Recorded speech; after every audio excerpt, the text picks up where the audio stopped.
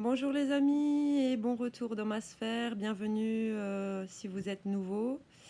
Je vous avais promis dans une précédente vidéo de vous donner des nouvelles par rapport à mon excursion à Mulhouse. J'avais donc rendez-vous mercredi, il y a 2 jours.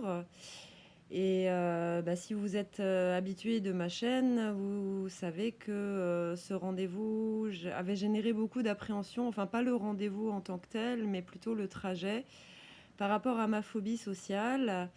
Et donc je vous annonce avec beaucoup d'enthousiasme ou comment je pourrais dire, de reconnaissance, de plaisir, de joie, de surprise que tout s'est bien passé finalement. Il y a eu quelques appréhensions forcément, il y a eu quelques angoisses. Maintenant, c'est vrai que je m'étais vraiment beaucoup préparée à affronter en fait ce trajet. J'ai continué mon traitement aux fleurs de bac. J'ai récité assidûment mes séries numériques par rapport à la sociophobie, l'agoraphobie, la claustrophobie, et puis d'une manière générale, des séries qui visent à apaiser en fait les émotions, le mental, etc. Et puis, alors si vous êtes familiarisé avec la notion de chakra, j'avais aussi renforcé tout le travail autour de mon chakra racine, donc qui est un chakra qui est relié justement à la stabilité, au sentiment de sécurité, et qui nous permet aussi de nous connecter à notre force intérieure et du coup, par ricochet, de mieux gérer en fait les situations de peur. Donc voilà, j'ai mis le paquet, surtout depuis toute la semaine qui a précédé ce rendez-vous. Et donc ça a porté ses fruits, tout ça avec voilà, mes fleurs de bac. Donc je suis sortie de la maison avec certes quelques symptômes. Bon, le ventre noué, l'estomac, quelques nausées, quelques palpitations, mais rien d'insurmontable. Et puis bon, voilà, j'avais ma musique sur les oreilles, donc je me suis focalisée sur ma musique, sur des sons agréables. Je fredonnais en même temps dans ma tête, voilà, et donc tout s'est bien passé. Donc je suis fière de moi et je suis contente. Et en plus, voilà, au-delà de la peur liée au fait de me retrouver au milieu des gens, j'angoissais aussi à l'idée de devoir porter le masque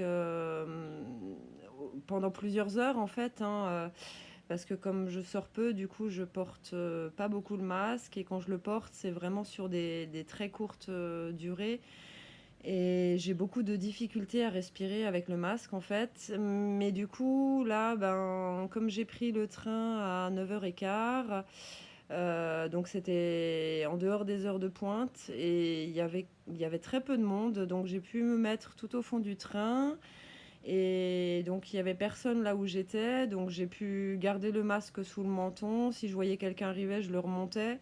Mais personne n'est venu s'asseoir à proximité, donc je le redescendais. Donc voilà, tout ça c'était chouette. Et bon, il y a eu des moments effectivement où je sentais un peu d'appréhension, un peu d'angoisse, donc je me recentrais sur ma respiration, sur ma connexion à la terre, etc. Et puis voilà, tout s'est très bien passé. En fait, le plus dur à gérer, ça a été quand j'ai pris le tramway. Donc forcément, il y avait beaucoup plus de monde que dans le train.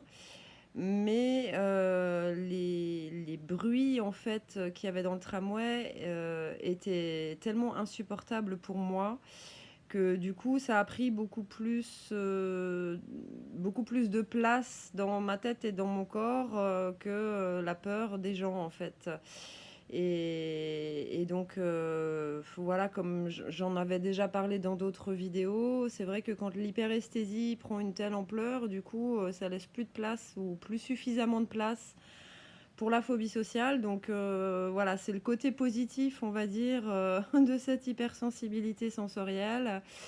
Et voilà. Et puis donc du coup j'avais du temps parce que bah, avec les trains qui ont été supprimés depuis le début du Covid, donc je suis partie à 9 heures de la maison. J'avais mon rendez-vous seulement à 13 heures, donc je suis arrivée à Mulhouse plus de 2 heures avant.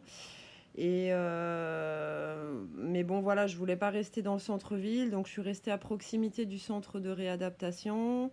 Et en fait, c'était un peu les quartiers chauds, on va dire, la cité. Et c'est vrai que d'ordinaire, je me serais pas trop aventurée là-bas. Et puis là, finalement, ben, bah déjà, j'ai eu la grande surprise de voir très peu de monde finalement. Alors, je sais pas si c'est à cause du Covid. Mais c'est vrai que moi qui ai grandi dans une cité, je m'attendais à voir des jeunes squatter en bas des cages d'escalier, etc. Et finalement, pas du tout. Donc j'ai pu me poser tranquillement dans un petit square, un petit parc à jeux, voilà, au milieu de cette ZUP, le temps de manger mon sandwich, fumer mes cigarettes tranquillement, puis après j'ai marché un peu, etc. Et voilà.